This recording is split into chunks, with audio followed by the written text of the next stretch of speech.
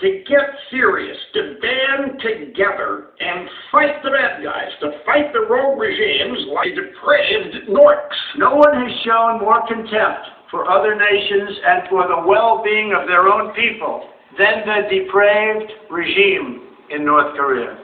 Now North Korea's reckless pursuit of nuclear weapons and ballistic missiles threatens the entire world with unthinkable loss of human life.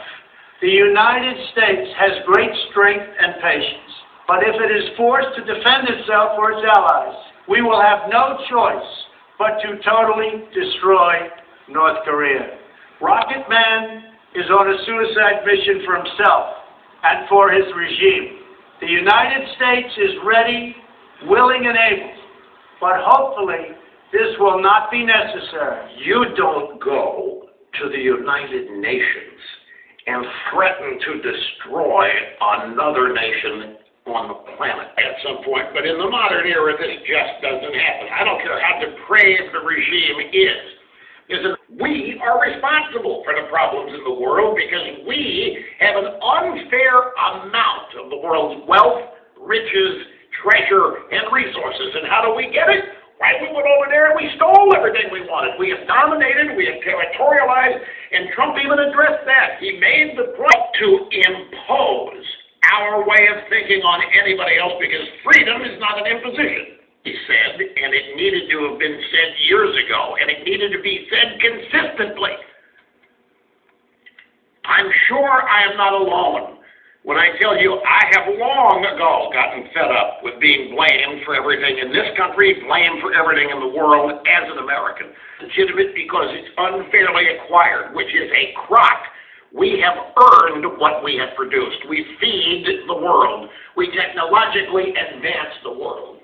We share medical discoveries and all kinds of other scientific discoveries with the rest of the world. We're first on the scene at natural disasters all over the world. And what do we get? We get jealousy, we get envy, and we get derision. That's why I said long ago my foreign aid policy would be very simple. You're not with us, you don't get a dime. You're with us, you thank us, you love us, you promote us, you get all the foreign aid you need. If in the process of getting foreign aid you start criticizing us, you get put on the excrement list. It'll be less to get off that list and back on the foreign aid list. Now, Trump didn't say that, but folks, he got pretty close to spelling out what the United States is, who we are, the goodness of our people, the greatness of our way of life, our decency, our philanthropy, our sharing. And he said it's time that the United States stop taking it for granted and so forth. And just like the rest of you in this crowd put your places first, I and we are going to put America first at the same time. No different than your family. And you as a breadwinner or half of the breadwinning team in your family, when you engage in behavior to increase your family's standard of living, what happens? Even the people not working, your kids, their standard of living benefits and increases. Same thing here, just on a much larger scale, because the United States is the greatest force for good the world has ever seen. The United States is the greatest force for uplift, for positive reinforcement that the world has ever seen. And that is why we are constantly rebuked, constantly derided, constantly criticized. We are looked at as the world's piggy bank. Every United Nations policy is, in one way or another, a scheme to get the hands of the world into our back pocket. Climate change, make the U.S. pay for it. Whatever the issue, the reality and the purpose is always to fleece the treasury of the United States of America. And Trump said all of this.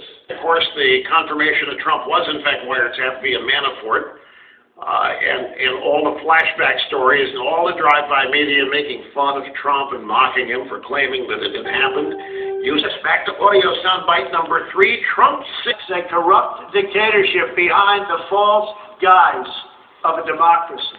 It has turned a wealthy country with a rich history and culture into an economically depleted rogue state whose chief exports are violence, bloodshed, and chaos.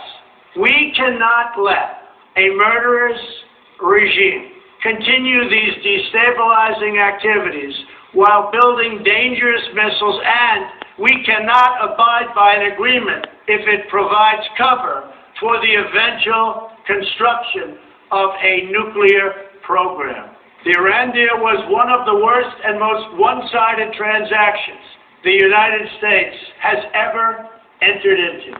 Frankly, that deal is an embarrassment to the United States, and I don't think you've heard the last of it, believe me.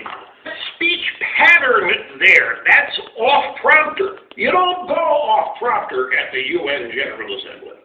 You don't even go off-prompter for punctuation. If there's a comma there, you pause.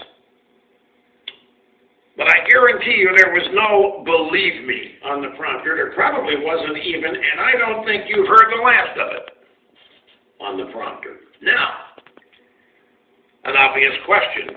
Trump renewed the deal. He has not pulled out of it. Now, the thinking on this is that the Iranians are cheating on the deal and will continue to cheat on the deal, which will then provide the legal cover, the opportunity to pull out of the deal. So Trump came down hard on the Iranian nuclear deal, as he has been. I mean,